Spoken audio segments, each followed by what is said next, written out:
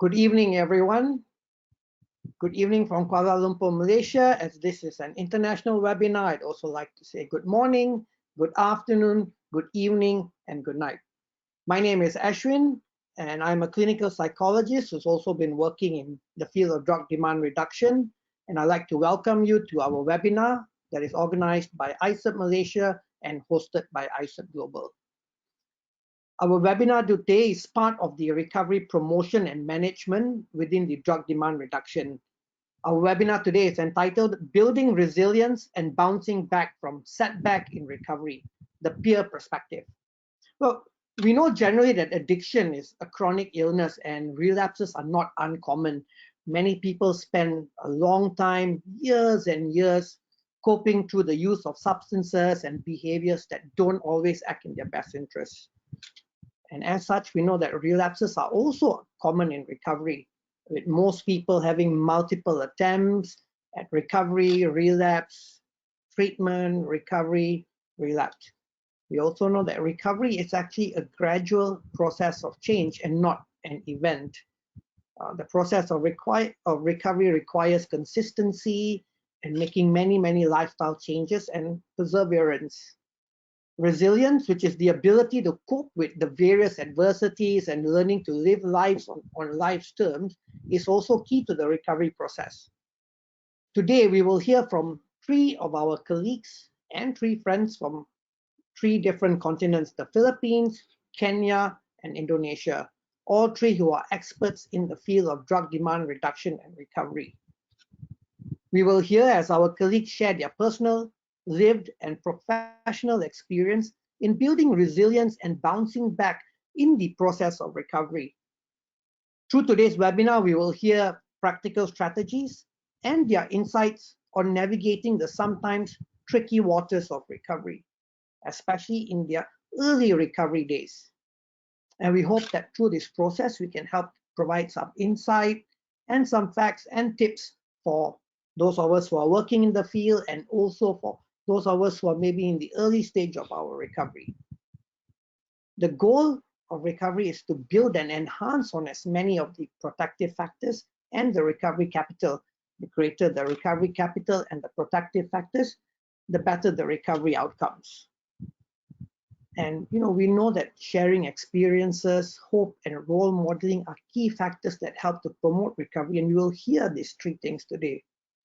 Before we begin, some housekeeping rules, some housekeeping points actually. So our webinar today will go up to a maximum of 90 minutes. Each speaker will be allocated 20 minutes to speak. And at the end of our 3 speakers speaking, we'll have a 15-minute Q&A at the end. So get your pens out. If there's anything you'd like to write, make some notes. You can type in the questions in the chat box. So we have 3 speakers today: Christine from Kenya, Sam from Indonesia, and JV from the Philippines. And the sequence of our speakers will begin with Christine, Sam, and then finally with JV. Once we have all spoken, as I mentioned earlier, then we can set aside some time for some questions. So do include your name. If you have a question for a specific panelist, please also do include the name of the panelist in the chat box. I've also been asked to read a disclaimer before we begin, and that is to note that this webinar is provided for informational purposes only and does not constitute medical or treatment advice. The views presented here are those of our speakers and not necessarily those of ISSUP. So we'll begin with our first speaker, Christine. You can warm up as I begin with a brief introduction. So Christine is an addiction counselor and a global drug demand reduction. She has over 10 years of practical experience working in various treatment centers. The scope of her work largely includes providing therapy and recovery support to individuals who are in treatment and in the early phase of recovery. Hailing from Nairobi, Kenya, Christine also played a key role in pushing for the formation and development of new drug policies and legislation in a home country, and this is something I am personally very passionate about. I think that in this day and age we need to move more towards legislations and rules that actually are more supportive for people in in recovery and those people who are struggling with addictions. As a passionate mental health expert, Christine also aspires to work in the drug demand reduction field, journeying with individuals struggling with substance use disorders for as long as it can. So it's a lot of experience, a lot of passion. Christine, the floor is yours.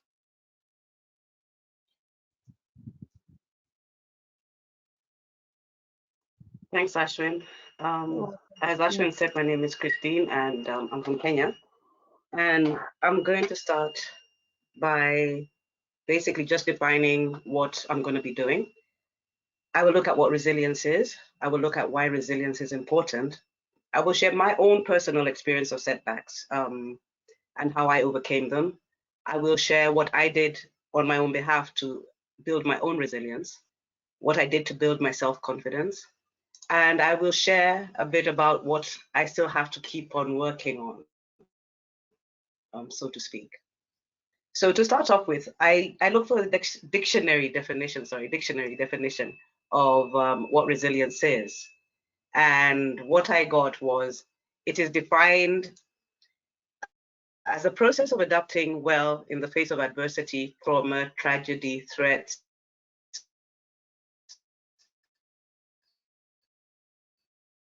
or significant sources of stress. Personally, I look at it as an inner strength that everybody needs to have in order to deal with life.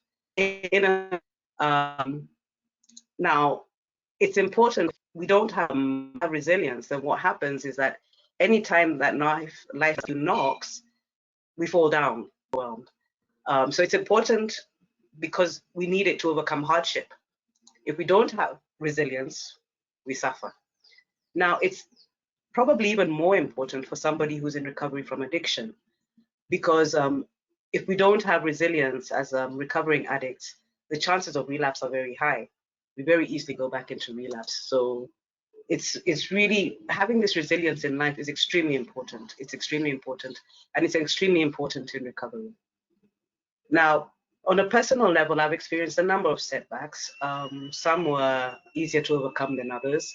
Um, I guess that's the way life is. We always experience setbacks in life. But I think my first and, the first setback I experienced in my early recovery was death. I experienced death within a few months of my early recovery. And then my father died a few years down the line, like 2 years later, into my recovery. My father's death was extremely difficult. I struggled a lot. I was very grateful that I didn't relapse. But I realized that I can't do this alone. I realized that on my own, I was going to relapse, and I needed to have all my friends around me and a strong support, really strong support. I used my meetings for my support, the people in the rooms. I went to a lot of meetings. We're very lucky to have a very strong recovery group in this country, at least at the time. We did have a very strong one. And a lot of people from the rooms came to see me at home and to kind of sit with me and just encourage me and motivate me and keep me going. And that helped so much. It was so, so important. It made a big difference for me. I know without that and without the support that I got at that time, I may not have, managed. But the other thing I found extremely important at that time was my spiritual recovery. I needed a lot of spiritual strength and a lot of spiritual support. And my beliefs about life and what happens when we die and death and spirituality, all that helped me a lot. I actually did a lot of work at that particular time on my spiritual beliefs and my spiritual strength, building up my strength spiritually. And I believe that made a difference. My next setback was formal education, which came soon after the death of my father. Now, why formal education was a bit of a challenge is that I didn't realize it at the time, but I was actually suffering from mild depression. And I found a lot of things a bit overwhelming. Just going back to college was, whoa, I found it difficult. It took a lot out of me. It drained me pretty much, and it overwhelmed me. I remember at one point telling my facilitator, I'm not going to do any of my assignments. I can't. I'm just going to attend classes and that's it. Fortunately, I think he was a very understanding person, and maybe he knew me better than I knew myself, because he kind of like accepted it and allowed me to do that, which is exactly what I needed to do. And then later on, I managed to get things done. Now, how did I do that? Baby steps. It was one thing at a time. I stopped looking at the bigger picture and just focused on what needed to be done at this moment. Talk about one moment at a time. That was how I did my certification. I just did it one moment at a time, and going one moment at a time, one step at a time, one essay at a time, one project at a time. I found that I'd actually managed to get through it, which was like a big aha moment for me, because it made me realize that when I look at things in a big picture, sometimes it's overwhelming for me, and I need to break them down. And we hear that so much in recovery, just do it one moment at a time, one day at a time, one step at a time. And for me, that actually worked in that particular situation. And I saw the results, I was amazed. My next challenge was actually attending AA meetings. Now, why was that a challenge? Once I got into the field of addiction and I started working with addicts, I started finding it very difficult to separate um, my work at work from my 12 stepping. And my clients, as I started seeing more and more clients in meetings, and former clients, they would come to me and ask me things which sometimes I knew I was supposed to address that in the rehab center.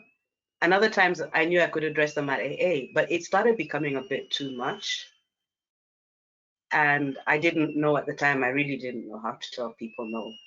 So I found myself being stretched really thin.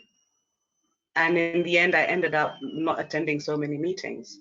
What I did instead was I was in constant touch with the people from the meetings, the old timers who were in the meetings, the people who knew the program well, who could help me, support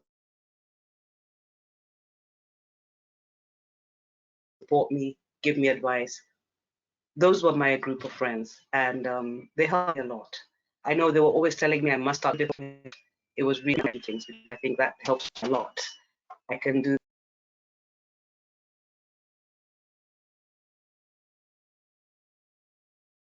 going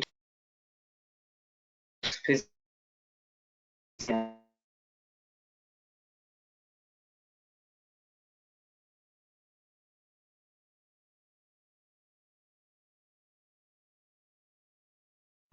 go to meetings physically and attending. So I found attending meetings a challenge, and separating my role as a counselor and a recovering addict, that was challenging. One of my biggest challenges, in so much of a challenge, and it's been a professional help. I was addicted to heroin for 13 years or something. And for your bones and teeth, it was dentures if I have to. My bones, I developed arthritis. Now with arthritis, it became really difficult to do some of the things which I needed to do as an addiction counselor. I have to wear a back brace. I have to be so careful about everything. And then I have to be really careful about the medication I take for the pain. So I found that my health really, that has been a challenge. And it has challenged me work-wise as well, because I can't work like I used to. And that has been a really, really big hindrance for me. I can't travel like I used to. I can't do a lot of the things that I used to do. And I think that has a lot to do with Probably my addiction. I may have had a predisposition, but definitely the addiction made it 10 times worse. And it came on much sooner than it would have come on before. Now, probably one of the ones that I really, really hated, and I had to learn how to overcome it, was patience relapsing.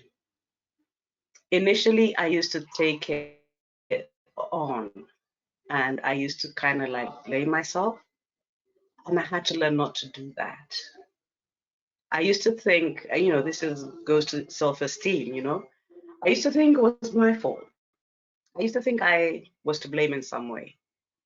Heaven forbid should a patient die, because then I really think I'm God there and I had something to do with it. But I had to learn how to tell myself that, everybody makes their own choices, everybody makes their own decisions, and everybody has to carry the consequences of their choices. And that was difficult. That was really difficult. It was really difficult when you develop a relationship with somebody. You get to know the person, and then they die because they relapse. And I would be like, why on earth didn't you come and see me, or talk to somebody or do something? So I had a few of those, quite a few. Um, it's still sad when I think about it, and I feel sad that people have to die. But I also realize that I can't take responsibility for people. Um, Everyone has to take responsibility for themselves, and everybody has to take responsibility for their actions. All I can do is support them where I can, teach them what I know, and help them move on. Um, so that was a bit of a challenge for me, and that was a setback which I had to learn to deal with. I had to build my own resilience, and that also is not easy. But it was pretty straightforward. If I did what I knew I needed to do, it helped. Taking care of myself was crucial. I had to take care of myself physically, mentally, emotionally, psychologically, in every sense of the word. Um, that meant I had to get exercise in. I had to make sure I was eating right. I had to make sure I was seeing my counselor every so often. I had to make sure that I was keeping my mental health good and okay. I had to do mental exercises to make sure my brain was all right as well. Um, and that was probably one of the first and easiest things for me to do, just taking care of myself, seeing my therapist, exercising, eating well. That was fairly straightforward. I found it necessary to start practicing the spiritual principles. When I talk about the spiritual principles, I'm talking about the spiritual principles of AA. That is honesty, open-mindedness, willingness, humility, all those things. I had to start actually putting them into practice. And what I found it did is that it helped me build in that inner strength and the emotional strength I needed and the spiritual strength I needed to be able to butt heads with life. Without that spiritual practice, whether it was the prayer, the meditation, all these things, I started doing them and actually doing them religiously. And it made a big difference. It came in, especially in relation to the deaths. Oh, it made a big difference. So I still continue to do that. I continue to build on my spiritual life. I continue to try and work on it. I continue doing my prayer and meditation, and doing things which make me happy, because I think that's important. Now, developing personal goals and working towards them daily. That is something that I started doing in early recovery, and I find it's necessary for me to keep doing it. When I don't have personal goals, I'm kind of person who just kind of goes like from here, there, and everywhere,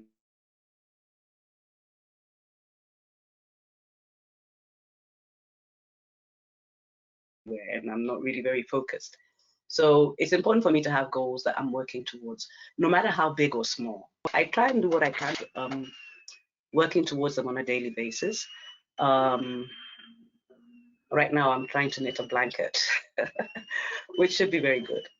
But you know, that's the kind of thing I'm talking about. It's a goal that I've set for myself. It's not a recovery goal, but it's a goal. And that is something I do work on every day. When it comes to my recovery goals, well, of course, the first one is don't pick up. I work very hard on that, and it's more and more of a challenge as my arthritis gets worse and worse. But I find that it's important for me to do that and to kind of keep my recovery in focus and develop my personal goals. Right now, I'm on step 3, and I like being on step 3. It's a challenge being on step 3 because I find it difficult to keep handing over, but it's something which I need to work on daily, and I like that. I also needed, and I continue to need, people who don't drink or use around me.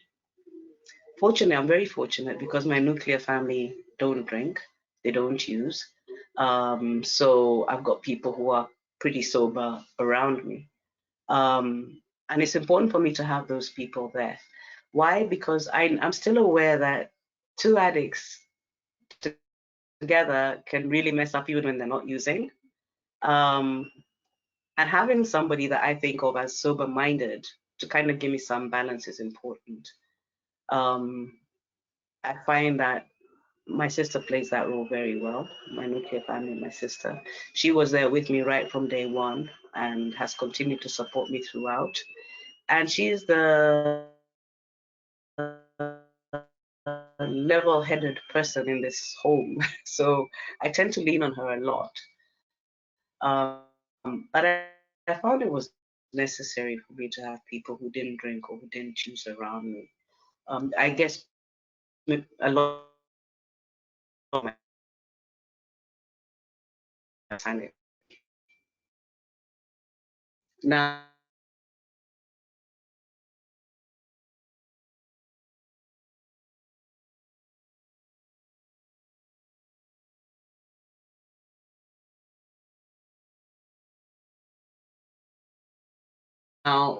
doing challenge from if you challenges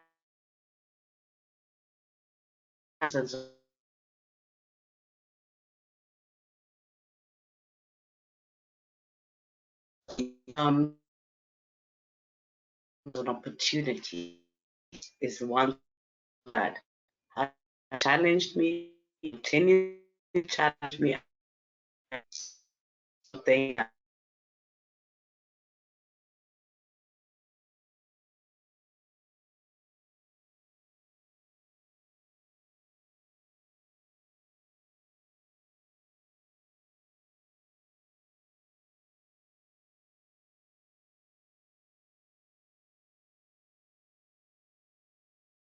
has continued to challenge me that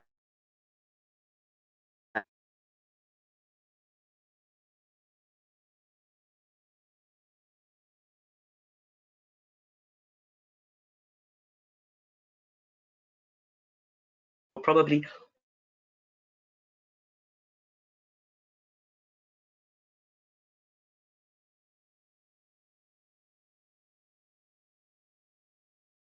all challenge.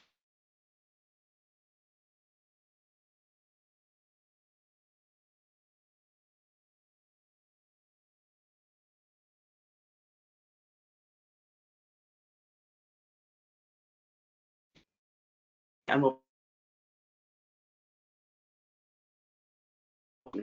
um, I find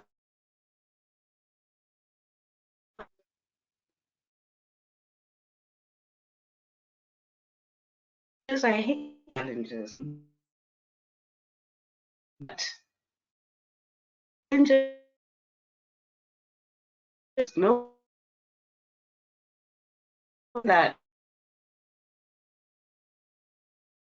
challenge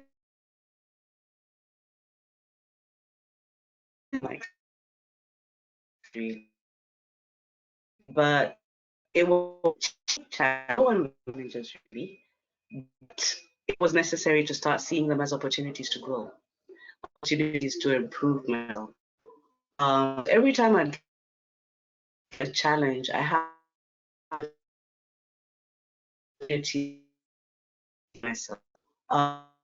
Get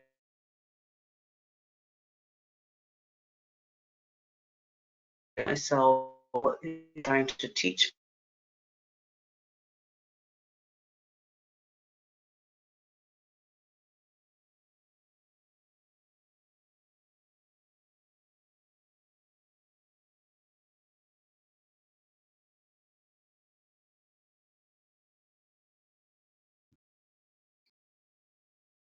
Christine, we're having some. Christine, are you still there? I think we're having some network issues. Christine?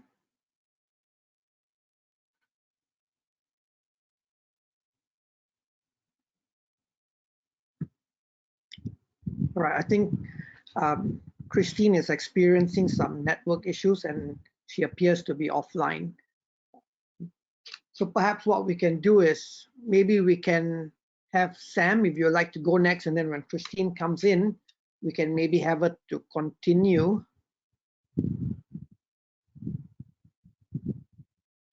Come again? Maybe Sam, we can go ahead with you because I think Christine has been disconnected from the webinar. Sure. All right.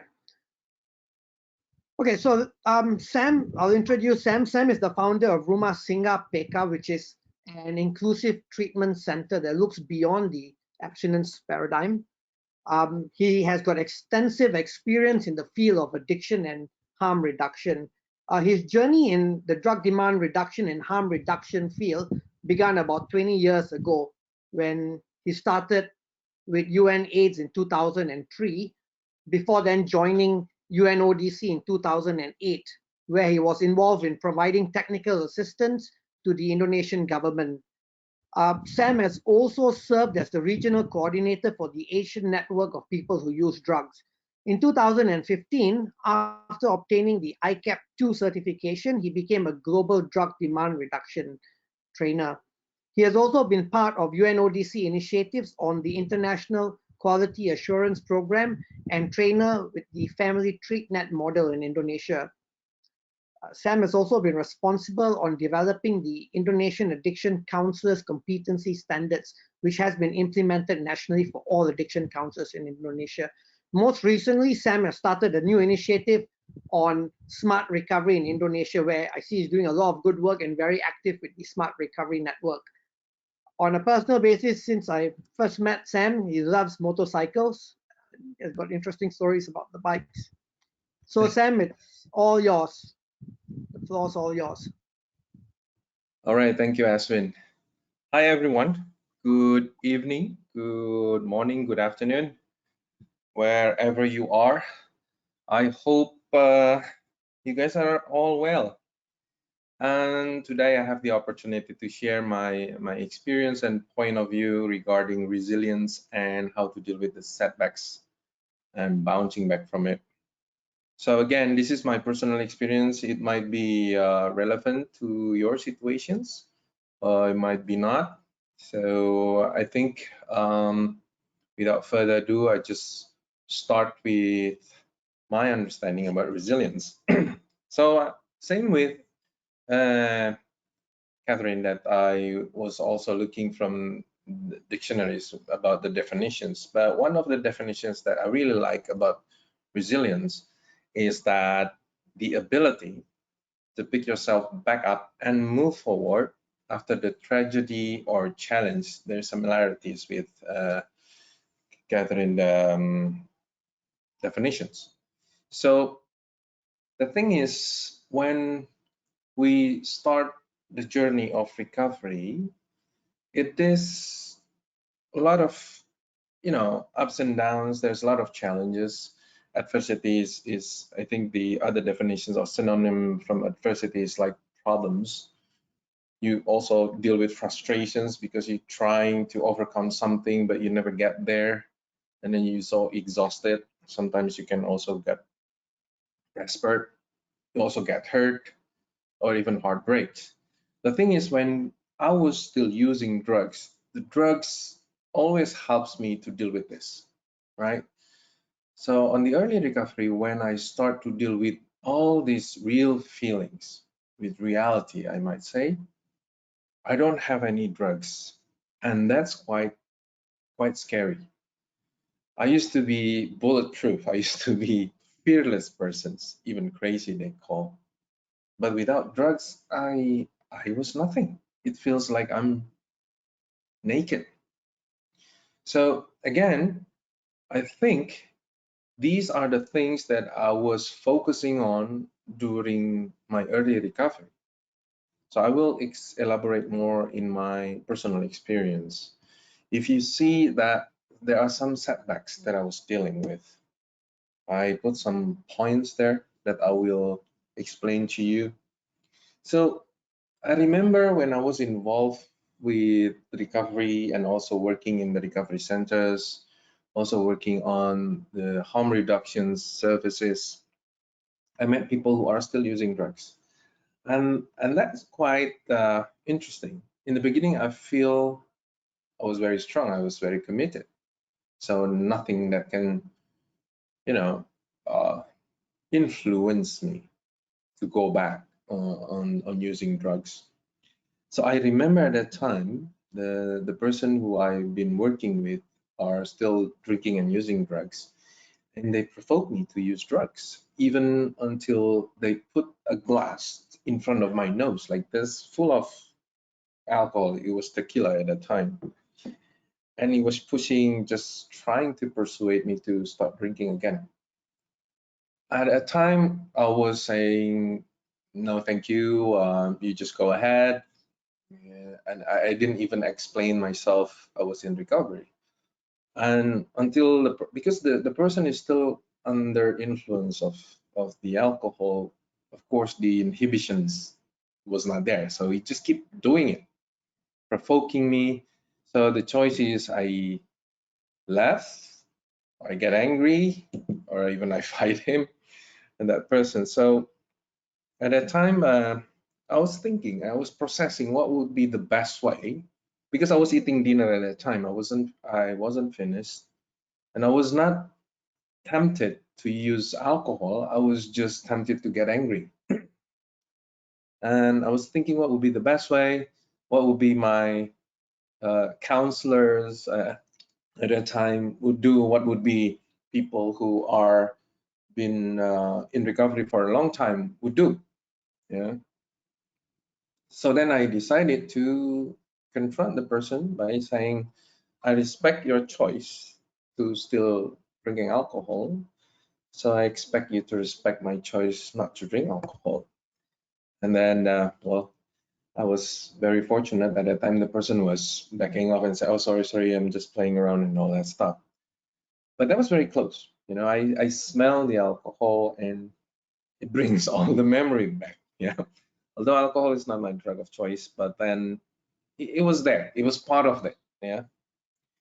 And then I also experienced during my recovery. Oh, I was married at the time with recovering person as well, and that person is still struggling with recovery as well. I mean, still in early recovery. Every time that person having a problems, that person always uh, asked me to use drugs together with her. And in the beginning, I was trying to to help her, to calm her down, and you know still a long way to go. I mean, it's still in the beginning, we have to start, things like that, until I felt like every time the person have a problem with me, with the family, with other persons, the temptations always trying to bring me to use drugs. So I decided at the time, it was not easy because it was my wife at the time. I decided, after having a good support with many friends, discussing what would be the best way. So I finally make a statement that if you use drugs, then it's your choice. That means you are not um, respecting our relationship, so I have to divorce you. So we were having a divorce at that time, so we divorced. So that also difficult because divorce is another transitions, I should say, and there's a lot of pressures. I wasn't tempted to use drugs at the time, but I was having problem of sleeping. I cannot sleep. It feels like a zombie. It feels like I'm also in withdrawals because I got thins. I don't have appetites. What I can do at a time, it was at least I lay my body, even I cannot go to sleep, at least, I keep exercising, at least I keep showing up to the work, at least I still meet healthy people, with healthy behavior people, not putting myself into that situations. Another experience is that when I was going back from work, I was staying alone because I was divorced at the time. I was staying in my apartment. I got a cramp in my stomach, really painful. I cannot even move because it takes longer than 5 minutes, so it's going to be really difficult to deal with. And it just pop up in my head. I'm just going to call someone that I know who's still using drugs to bring heroines, because the only things I know that heroines can be the best painkiller at a time. Interestingly, the hospital is actually about 200 meters from my premises. What really fortunate for me at that time is that the phone was on the dinner table and I was on the sofa, so I cannot reach my phone until I try to control my breath, so the pain gradually goes away, and the thoughts of calling that person to bring drug also goes away. That also reminds me that regardless, I was clean at the time for maybe around almost 10 years. It's still there, when it just push the right button, it's just still there. You just need to be aware when it will come and how to deal with that. I mean, I was lucky. I was not planning because I was not thinking it will come at that time. But interestingly, that was my right button. Sometimes I also feel no support. The person who helped me the most at the time is the person who betrayed me. And that's quite hurtful. It's really painful. I was crying at that time. I think that was the best way, instead of doing something stupid or something else, or even using drugs. So the only thing that keeps me going, I think, at a time is you just have to wait until the wave, it just goes slow down. It will slow down anyway. I mean, the strength of the pressures, the strength of the urge or even craving, it will not stay forever. So if you give some time, just a little bit more time, just not to do anything, you will gain your strength back. I gained my strength back at that time. I was not having any idea of that in the beginning, but just like the ball that on my presentation here, if you have still some strength, if you squeeze it, it will bounce back. So I like to consider myself, just give some times a little bit more before you choose to do something you will regret it. So that was my story, and then I will come to the stigma and how I built my confidence. So in Indonesia, my appearance like this is considered as Indonesian born Chinese, or I have some Chinese blood, and I don't speak Chinese. So I was not even accepted fully, what I mean, in Chinese community, and also not accepted fully in Indonesia, in larger area. We have a lot of tribes, so it's a bit difficult how to fit in at a time. And lately I also start to realize one of the thing why I used drugs in the beginning, because I was protesting and I would just want to violate everything, and then that's why I use drugs. I want to reach my freedoms until, of course, I lost it because I can't control of my using. So that was a stigma for being minority. So ever since I was a kid, being a recovering person also brings some stigma. I remember when uh, well, I'm married now. When I tried to propose in the beginning, my wife, I being open, plain and simple, and I said, yes, I'm a recovering person. I have this experience, and of course, now he's my father-in-law. But at that time, he was not liking that side of story because yeah, you will use again. That's what he said. And I said, well, that depends. It depends on every decisions I make every day. The divorce I already mentioned to you. We have our own stigma as well, because what interesting is when you divorce, you also have divided. You know, the friends will be reduced because the friend of the previous wife also will go away, right? That's part of surviving. I think that was the best for all of us at that time. I also have a lot of tattoo in my body. There are also a lot of stigma with that.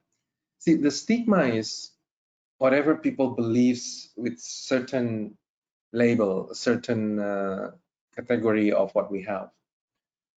How we counter the stigma is on how we actually behave on that. A lot of people when see a person with tattoo, they think is a criminal, there's a bad people. And the only thing that we can counter that is not to explain them, is just to show it with your attitudes, with your behaviors, and hopefully gradually they can see, and then they finally see differently. If they're not, then it's also fine, because that person is not having any control of my life. So you learn how to improve yourself. What are the quality you want to achieve that you have not yet achieved, and you work on that. And I always remember how I keep telling myself, it's not a sprint running, it's a marathon. So it takes time. You don't have to run really fast. You just have to keep going. Maybe you have to take some rest a little bit, but then you just keep continue. Okay. And a lot of time when I was working, when I'm still working in the recovery community, the person who are relapsing or slip, they always feel embarrassed and they don't want to tell people who can help them. So I think it's also important to learn how to fail.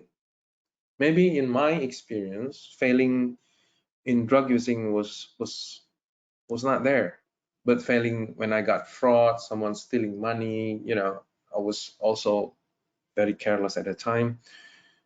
That's also part of failing, that we learn there is no smooth rainbow way that we can be happily ever after since you stop using drugs. There's another challenge that you need to overcome without drugs. So it's okay. Forgive yourself when you make mistake and just keep continue, because life is much more broader than one event. And then you have to have the knowledge what you can change and what you cannot change. Sometimes we expect other people or other things also change when we change, but that doesn't how things works. We change, sometimes other things change, sometimes it doesn't, but it doesn't really affect you. You should not put that control over you when things are not changed the way you want. But I have more control about myself, so I keep focusing to the things that I can change. It takes a lot of time for me to understand that and to accept that. But before, I also have expectations. Well, my family should appreciate my work in recovery because it's really hard for me, you know, things like that. But after a while, and then I start to understand that, well, they're not dealing with the same issue. I don't think they can understand what I've been dealing with. So that's the things that how I come with that confidence. I think just stick around with the right people, because those people can be a really good resource, mostly people in recovery. It doesn't mean that the people in recovery always have the same understanding and have the same belief or principle, but you just take what's good for you and improve it within yourself.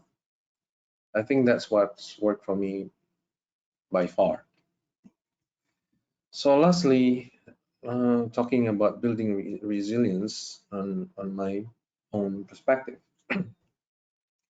As I mentioned in the beginning, it's a long run, so I consider it as a marathon. It's not the destination, but it's just the spirit to keep going on, and you will have, I have a lot of blessing during the journey, because I mean, I still haven't reached my destiny, my destinations. I think during this recovery journey, I just keep going on every day. Some days are good, some days are not so good, and then it will be good again. Just keep rotating like that. The thing is, what I have learned, I need to have answers with all the questions I have in my head, and not everybody can answer that. So I keep searching who can answer the questions, or maybe just watch some video in internet-based video that you can use, maybe books. I don't like read books, but I can sometimes I just read a few pages, and then I talk to people. You're just trying to find the answers, because as Christine mentions before, you need to have a purpose. When you have more knowledge, especially when you have more knowledge about yourself, then you have a better picture as what is your purpose, what would you like to be, or what would you like to have. When you don't have it now, learn more about yourself, because you are the best person to understand yourself than any other people. Secondly, this is really important. I also work with my clients. Most of the problems can be addressed by having a good rest.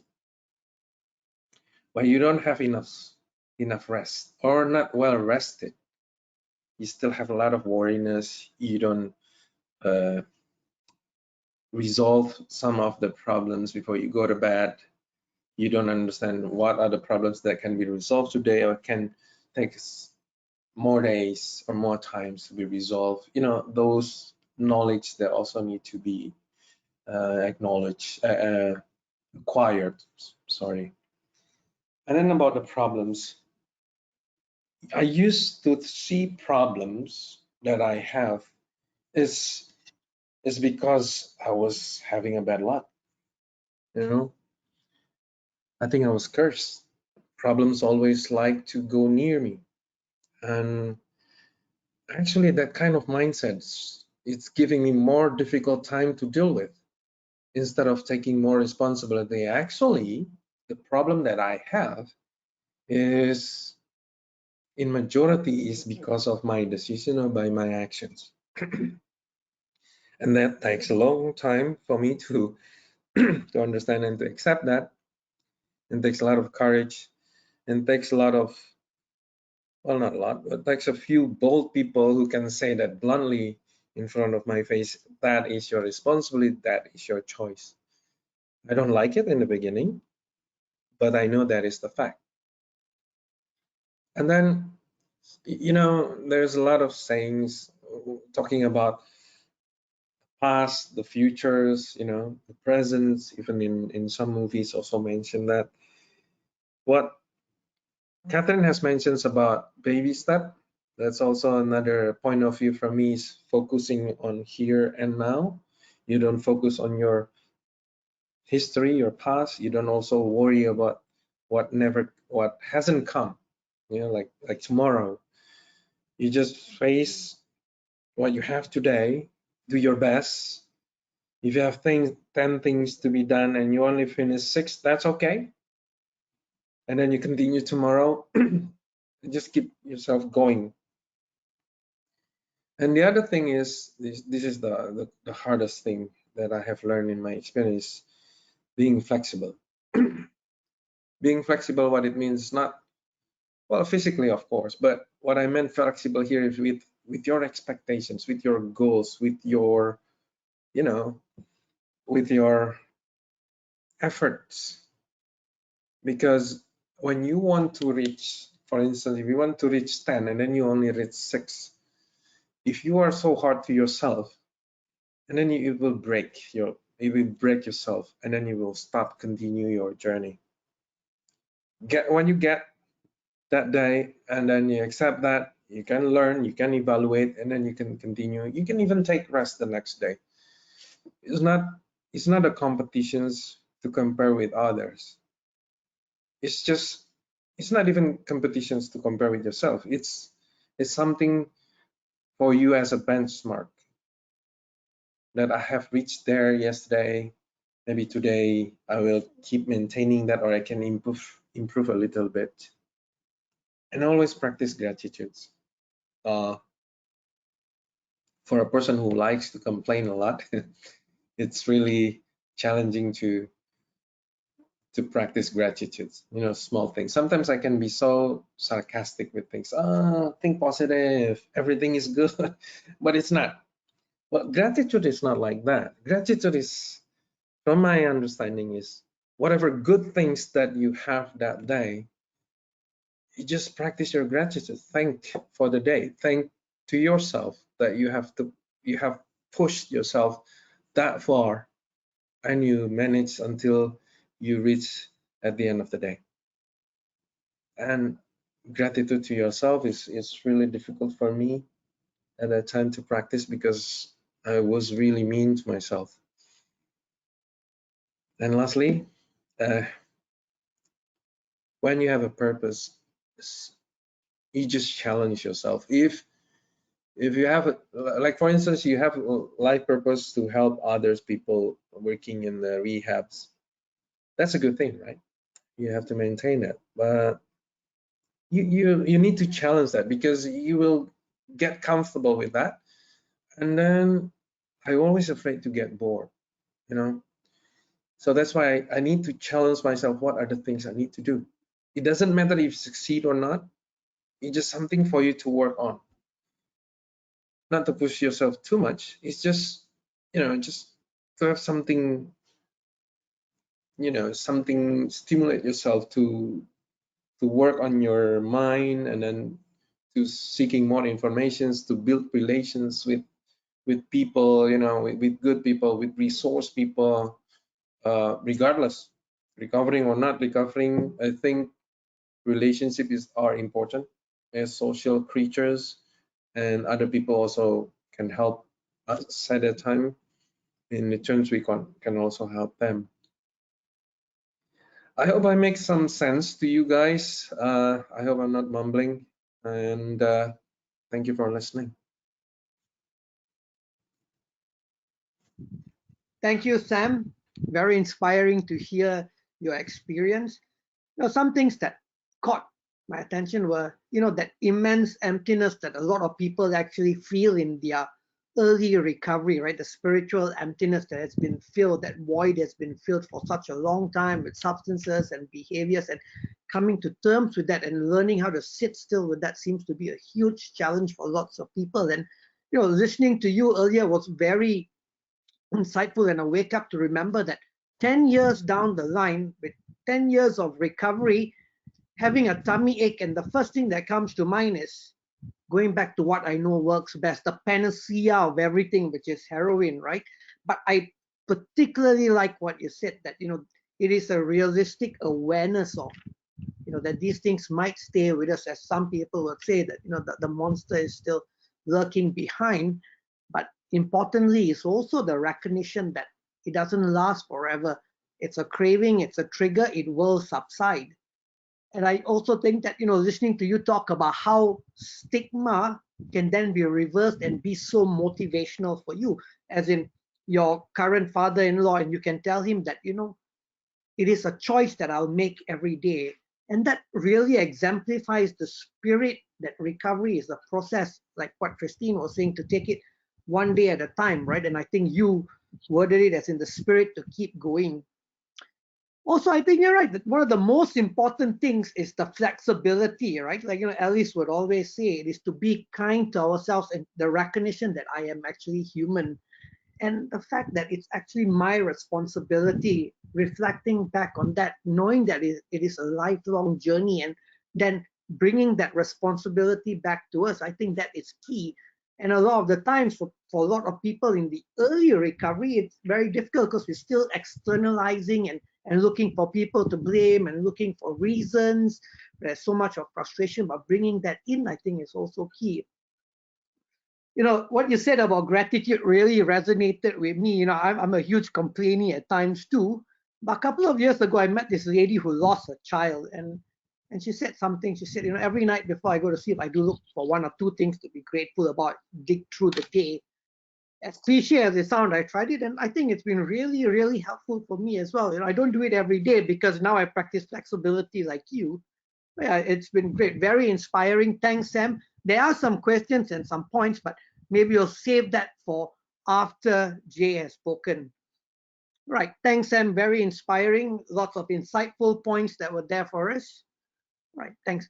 Uh, Christine, I understand that you are back with us.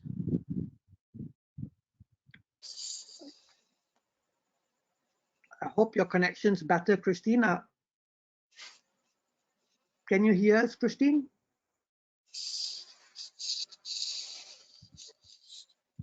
I can hear you, but my connection's really bad. I think I may end up having to get off the computer totally. Right. Okay. Olivia, will you be sharing the slides for Christine? All right, excellent, Christine. The slides are on.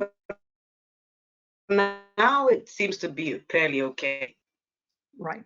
Okay, so if you can switch on your webcam, great. But if you can't, it's all right. We can hear you.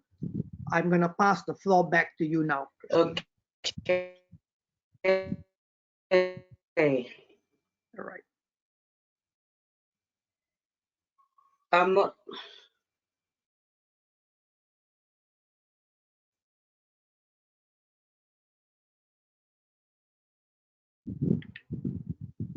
Hi, Christine. Can you hear us?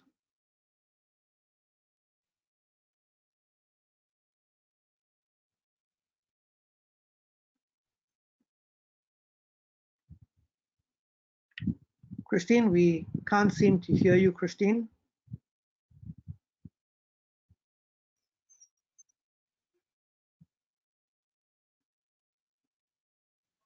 All right, maybe let's give Christine a minute or so.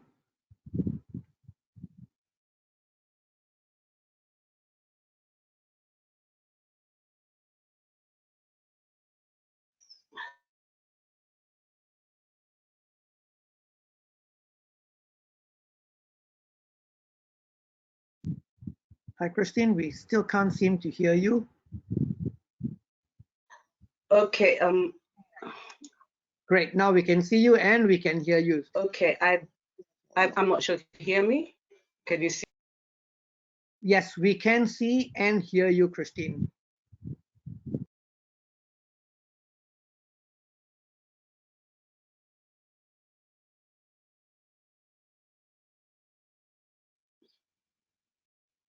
Hi, can you see me? Can you see my slide? Yes, Christine, we can see your slides, we can see you, and we can hear you. I'm sharing can your, hear me. I'm sharing your slides, Christine, so tell me when you want to move forward.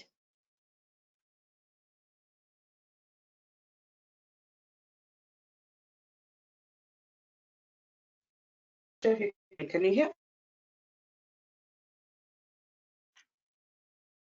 It's a bit choppy, but we can hear you, Christine. Olivia will be sharing your slides.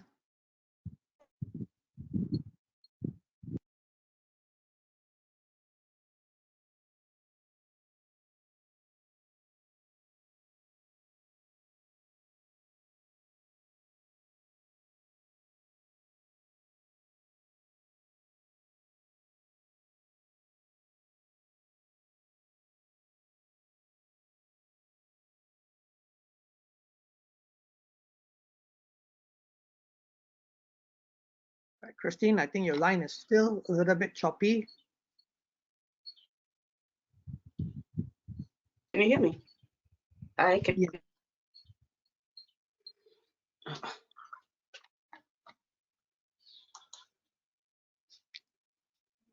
Yeah, now I. You still? How about now? Yes, we can hear you, Christine. You can begin.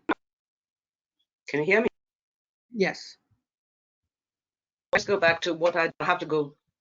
So I need and it might keep a clear head. Yeah. Okay. I think. Did you hear that?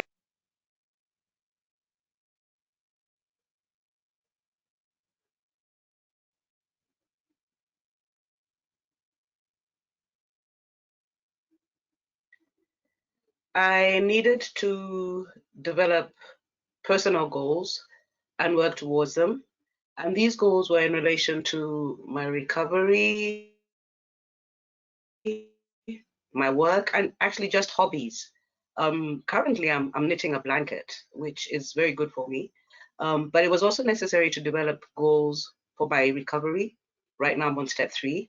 That's something that I try to do all the time, try and work on a step. And trying to develop goals in relation to my work. Currently, I'm not working, so that's even more important. And try and work on them daily. Next slide.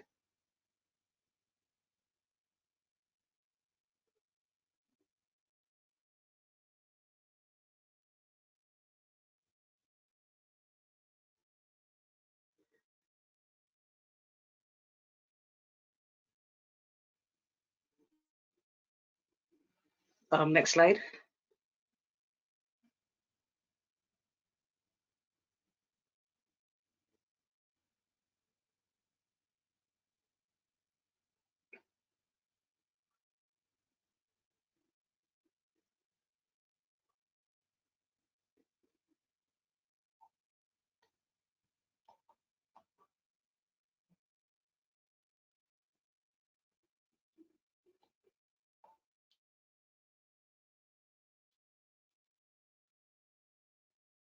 Christine, I think we're still having some network issues.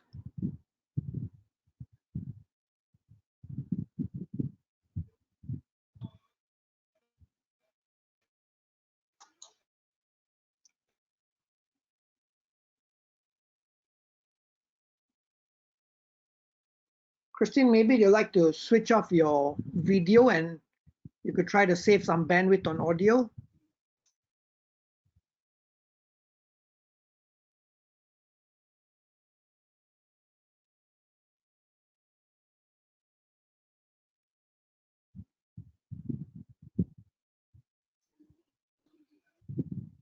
Yeah, it looks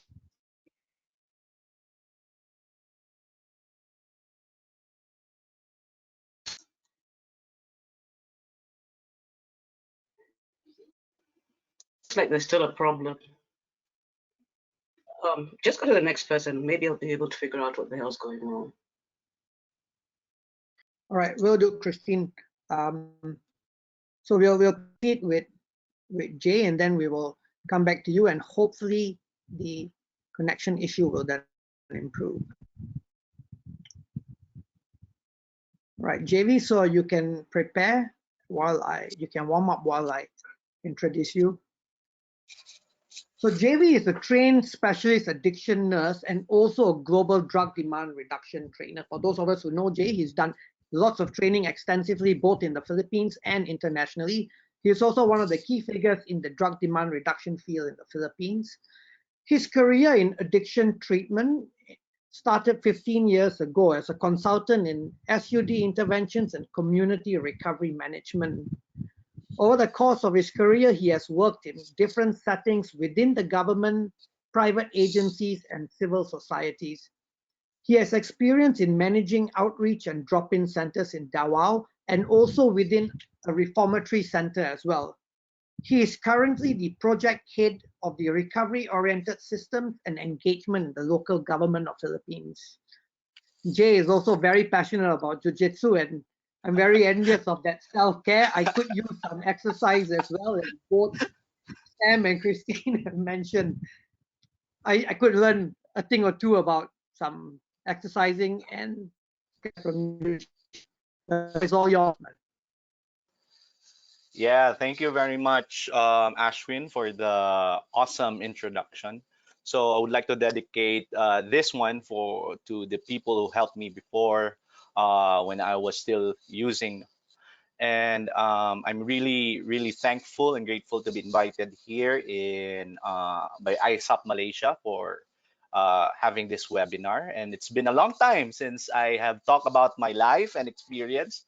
So it's quite, I really note down everything that I would like to talk about, because if I keep on talking, maybe I will be out of topic. Okay, so I started my journey way back 2003. That was about 20 years ago, and it felt like it was just yesterday. So one of the things that I could recall, that being in a recovery program is one of the greatest things that happened to me. So in fact, that was one of the breakthroughs that I had in my life, that I could really, really remember everything that has happened to me at that time. Um, um, I basically found the things that happened to me at that time, and I found myself back. And I know at that time when I went to treatment facility, so my hopes were up, and I felt like that everything that was lost, no, everything that lost during my using days, I finally got them back. Okay, so even though I really, I really don't know everything, but at that time I just felt that um, I felt like I'm grounded at that time, and it was one of the best experience, understanding about myself, understanding about what happened, understanding about the things that happened to me during that using days, and then of course walking with people who are also in recovery. But at that time we are a little bit we are only a handful here of recovering people in my area, in my region here in the Philippines. And it was a little bit difficult because at that time I was in my the last stage of my teenage years. So if understanding about teenage years, so I really wanted to have some action. I really wanted to try things. I really wanted to do things. But at that time, I was so limited of doing things because I felt like I was enclosed of not doing anything because I'm in recovery. Okay. So after I finished my recovery program, so this is the thing that happened. Okay. So when I went home from the treatment facility that where I am at, so there is this proximity of triggers. One of my family members is still using, so I will not name him. Okay. So at that time, I feel this really anxious feeling when when I saw that family member who's still using, and then I know he's still using at my room at that time, and I was like outside my room. I mean, my everything that I learned from treatment facility went off. Okay, and I was like playing in my head, what if I do this? What if I will not do this? What if um, I could just try a little? What if, what will happen to me? I tried everything, the tools that I could think of to just not to use. But at the end of the day, I didn't leave the house. It's because that's where I live. So to cut the story short, I slipped at that time. Okay, so and the hard thing is that it's because my parents decided that I should stay a little bit longer in the recovery house. So I was so scared of rejection at that time. I just kept it to myself. I don't want to say that I had slipped or using shabu. I was so scared of being rejected. I was so scared that they will look at me as a failure at that time. So one of the things that I remember at that time, it's really hard to ask help because of rejection. Um, so looking back at that time, because of the things that I feel that I will be rejected, it's really hard to ask help. But in a sense that when you are into a slip, okay, it's important that you ask help when you need it. Okay, reach out to your support group, reach out to your therapist, and or even your trusted friend about it. Because when I started to keep this, the slip that I had, it's like a burning fire inside me. It's like something that bothers me all the time. Okay, so even though I wanted recovery at that time, but I do not feel the genuineness of recovery at that time because I was hiding something. Okay, so it took me a while to talk about it.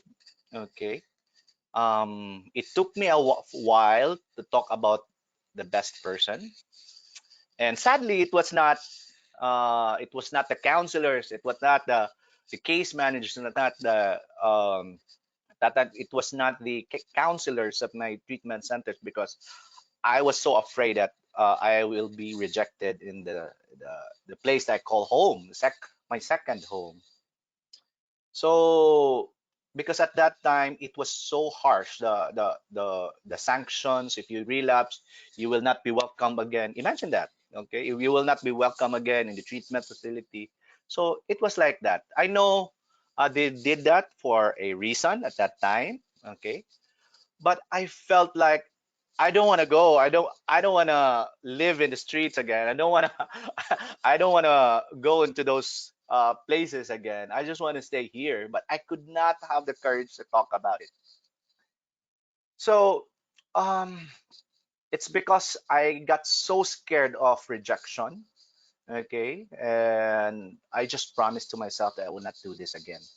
Like I said, it was like a burning fire. It was like a fire burning in me that keeps on bothering me, and I could not do things genuinely. And at that time, I feel like um the hope started to get blurry. Okay. So at that time, I just realized that I was looking for something. Okay, I was looking for something at that time, and it's because I'm just 20 years old at that time. I really need to have peers. I really need to have groups. Okay, I had few friends who are at the same age as I am in recovery, but we are. It's hard to connect that time because they have different interests. Okay, so um I was just looking for myself at that time, and then I managed to talk to someone about um, my experience during the sleep, but it didn't went off. Okay, so for 2 years, in 2003 to 2005, it was like I was in a revolving door. Okay, I had a hard time saying no to my old friends. Okay, these were not my using friends that I go to before, but these are my high school classmates. These are my childhood friends that I'm having a hard time. So of course, they don't have any problem. So of course they drink during the parties. Okay, so at that time it was like, okay, they were asking me about why I'm not drinking or something like that. Okay, so they know I want treatment because they don't understand why I don't drink or something like that. So I took the glass. Okay, so I drink. Okay, so for 2 years at that time, I was uh really having a hard time. Okay, because I wanted to go back to my friends, but this is not my life anymore. I really can't fit in, and I really can't uh, feel the belongingness going back to my friends anymore at that time. But during at that time in recovery, I am also not fitting in because I feel like I don't have the same interest as the peers that I have. I don't have the same interest with the people around the recovery circle. So then I started to explore. Then I went back. Okay, so I went back to my case manager at that time. We call them counselors at that time. So I talked to him uh, if I can join their football club. And that time I feel like I'm alive when I go to sports. So I feel like uh, it was like my outlet at that time when I joined the team. Okay, and I feel accepted because the whole football club knows that I don't drink. Okay, so at that time I was slowly catching up, but not really quite in tune with everything. Okay, um in 2005, I could really remember that in 2005, it was December 23. So it was in December 23. I had a week before that, I had a long relapse of drinking, smoking weed, okay, drinking at that time, and of course doing shabu at that time. So in December 23, I just got so fed up. Okay, so it's like it's like doing something that I don't want, but I want it because of the pain that I'm having right now. Okay, so listening to Sam is like I really feel what he's saying when he talks about pain. So I was so drunk at that time, I reached out to this counselor. Okay, so I really want to go back. I hope you can help me. I don't want to live this kind of life anymore. So I don't know what happened, but he just said that he's tired of helping me at that time because I keep on in a revolving door. So it's like a silent treatment from him at that time. But I took that as a challenge. Okay, I took that as a challenge. So uh, because of the fellowship that I came in, it says one day at a time. So I just stayed one day at a time. If I can stay, if I can not use a day at a time, it will be a win for me. So I just did it one day at a time. So I just stick around in a circle and stop understanding everything at that time. Okay, I just do what I do. Okay, so I just go there. I just go to a meeting. I just took care of myself. I just stick around with the people because pain is more. Even though I don't feel like going there, but pain is more. It demands to be felt. Okay, so it feels like at that time that I really needed to do this. Okay, okay, so days become weeks and weeks become months. And then I just found my new self again. I had a breakthrough at that time. So at that time, I went back to school. Okay, my life is starting to catch up. But I also had an experience of bullying in school because um, during at that time, I talked about that I'm a recovering person. So somebody, I remember that time because there's no Facebook at that time. There's a limited internet connection at that time. So he harassed me during the middle of the night, messaging me, sending me messages. You're an addict, addict, addict, addict. Keeps on going for weeks, for days at that time. So the old person in me is saying that I'm gonna punch this person, but my new self saying that I will not do this. Okay, so I assertively talked to him. I said, "Na, can you just stop texting me during the night?" I never mentioned that what he texted. I just said that, can you stop texting me during the night because it's so bothering. My phone is ringing during the night. So yeah, he stopped doing that. Okay.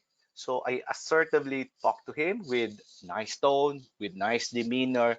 But first, I never talked to him when I was angry. Okay.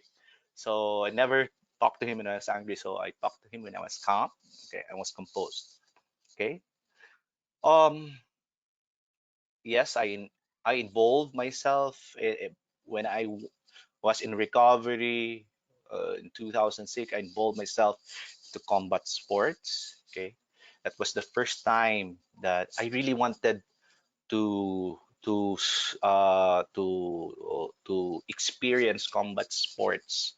So as hyperactive as I am, I excelled at that sport, and then even went to tournaments for that sport. So my parents and my relatives are saying, "Why are you doing that to yourself? Why are you engaging in a sport that hurting you?" But at that time, I feel so alive. Okay. Um. Um. In 2008, I experienced a very painful experience. I just got reminded by Olivia when she talked about death. I also experienced death at that time. It was my first touch of death at that time within my family. Okay, so my mother was diagnosed with cancer in 2008, and then she died by November at that time. So it was a really painful experience for me at that time. Okay. Um, in fact, I was so paralyzed. Even if I was excelling at school, even if I was doing uh, great things at school at that time, it all went downhill. Okay, so I was so afraid to that I would relapse again. So I was, even though I feel this pain at that time, I just stuck with the people around me. And at that time, I volunteered working in a treatment facility in a rehabilitation center here in our area. And because at that time I was so idle, I was like unmotivated to do things. And there in the treatment, what a better way to be in a place where there's no substances or uh, with around people who are in recovery. So I just stuck to what I did, and then I had so many things, I have so many experience working in a treatment facility that is so funny at that time because I was so inexperienced at that time. Okay. Um, um, I could remember um, that was like my anchor in recovery. When I started working in a treatment facility, I started to experience other people's feelings, other people's pain, other people's hardship at that time. So it was Devi, like Devi, I'm a sorry to, Devi, sorry to interrupt you in the up. midst of your sharing. We'll need to wrap Yep, up in about 2 minutes or so. sure, yes. Okay, so to cut the story short, in that time, it was my third year of recovery, so I managed to went through. Okay, I got a breakthrough at that time, so I just stuck with the right people. And because at that time I had a stronger recovery community at that time, and networks and peers in recovery, I managed to have a breakthrough. So in 2010, I passed my board exam as a nurse, and I dedicated myself in the fields of recovery management and addiction intervention. So this is where I am right now. So basically, when you experience setbacks, relapse, and recovery, you just have to focus on the present moments and set realistic goals. Okay, so sometimes it's like jargon when somebody say to you, one day at a time. Sometimes at that time, that moment, it confuses me. Okay, but as a peer, you have to break down those big goals into smaller, achievable ones. Okay, you have to celebrate your success along the way. It's not easy to be sober. It's not easy to abstain using substances in just one day. Okay, you have to celebrate your success.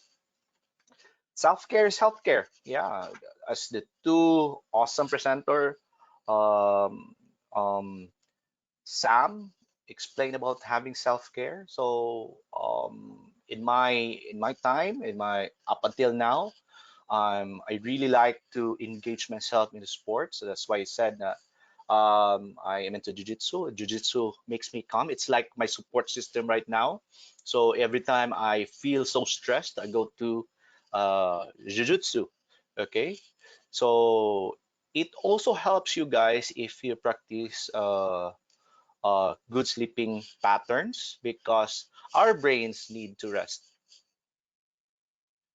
I always remember to stay connected my motivation. That's why I really have time with my family. I really make sure that I have a good time with my family. And yeah,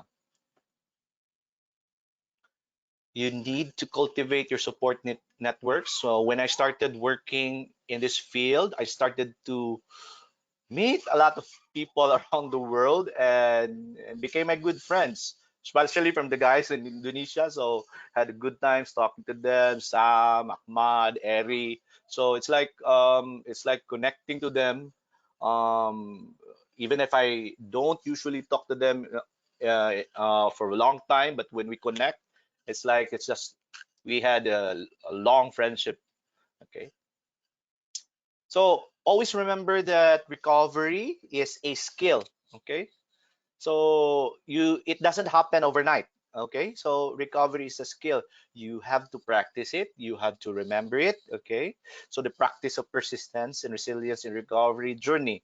Okay. So it's not going to be an easy task, but you have to be also easy to yourself because you will never know that you will have challenges along the way that you're not prepared. Of course, I use my setbacks as opportunities to learn and grow, and of course, I share this to people that I mentor. Thank you. Thanks, Devi. Sorry for having to It's okay. interrupt your sharing earlier. Yeah, I think one of the key things I got from that is the power shame has when we actually have a slip, right? And that comes in the way of help seeking. And I think what your last point was really important to remember, that recovery is a skill. It's not only about taking it a day at a time, but it is actually a skill which requires you to put in effort, and in time it actually gets easier, similar like what Sam's experience and also Christine's experience. All right, so we have about another 1 minute. So very quickly, Sam, there is a question for you, and maybe you can address that in 1 or 2 minutes. There is Jefferson who works with young adults in Liberia, and he finds that anger usually undermines their recovery process. And he's curious to know that in your experience, how can they better deal with anger? So, yours, Sam. Oh, that's a tough one. I think in my experience, anger was the only friend I have at that time. The only thing that I can express is through anger, because when you get angry, usually you don't control yourself. You just, at some point you feel free because you just let it out, right? And then after a while and then you regret it, what you did. That I think dealing with anger, it's you need to find the best way from each individuals. Sometimes, like JV, also I think you express that in your exercise in jiu-jitsu. Some people are singing or other sports or even doing religious, things. Sometimes it works, sometimes reading books. You just need to find what works with you individually, because it doesn't, what works for me doesn't necessarily works with other people. So I think you need to, that's when my presentations I mentions, you need to understand more about yourself, how you can how do you call it, master your monster inside, how you can deal with that. I think you need to find that within yourself, because different people's, different approach. For me, as you mentioned, my hobby is motorcycles. Now I'm playing video games. That is the things for me to go into my peaceful mind, and then just to direct my attentions, and then let the energy comes down, and then you can think more clearly. I think in principles, you just give more time until that energy goes down. Don't act upon that energy at sudden, because in my experience, I regret a lot of my actions because of that. Following instant energy, become impulsive. You just have to give more time and understand about yourself. I hope that answers the questions. All right, thank you, Sam. Yeah, I think that, talking about how you had to find yourself and sort of keep the monster at bay, because anger was the only thing that you have. I think that's been very apt. All right, I'm aware that we are 2 minutes over time. But just a very quick question. There's one question for you, JV, that says that Nanona has been 17 years in recovery, but still has got the fear of relapsing. So maybe in about a minute, could you maybe explain how she'd like to know how you can manage your fear regarding relapse even after many, many years of being in recovery? Yeah, fear is a real thing. Okay, so if you think about it, you are actually it's a reality. Fear is a reality when you are in recovery. One of the important things highlights among the three speakers is that don't forget to be grateful every day. Remember everything that you went through, and of course the things that you have succeeded. Okay, those small wins is a big thing, because if I keep on focusing on what will happen, it will always cycle in my mind. Okay, so it's important that you highlight the things that you have achieved during recovery time. So that's why I call this my anchors in recovery. I really remember this as an anchor. So like my family, like the things that I do today, like my job, everything that I do as an anchor to keep me grounded that yes, relapse can happen, but there are anchors in my life that is there that helps me in my recovery. Right. Yeah, and I think that's really important, right? To find some grounding point. Yeah, Fear, yes. anger, and anxiety are emotions that are always going to be there. But if we can find that centering force to keep us going, I think, yeah, that's key. So Yes. unfortunately, we couldn't get Christine back on. She's still having network issues. But she did say that if there are any questions, you can send us a message and she will be able to respond to that, or send us an email and we will forward it to Christine. So as we are 4 minutes over time, I think that we can start summarizing. I'd like to thank all our speakers today, Jay, Sam, Christine. Very inspiring, lots of practical points. I loved how simplistic sometimes recovery can be, acknowledging the challenges that we are going to have, looking at some of the simple solutions, breaking it down, like what Christine and what you also mentioned earlier, Sam and JV, that it's so overwhelming. It's honest about breaking it down to the simple points, taking it a day at a time, and recognizing that it's going to be a challenge and it's going to take effort. Thank you for sharing. It's been very insightful. Great having all of y'all. And from Malaysia, thank you everyone for joining, and have a good day and good night. Hope to see y'all soon. Bye-bye. Bye, everyone.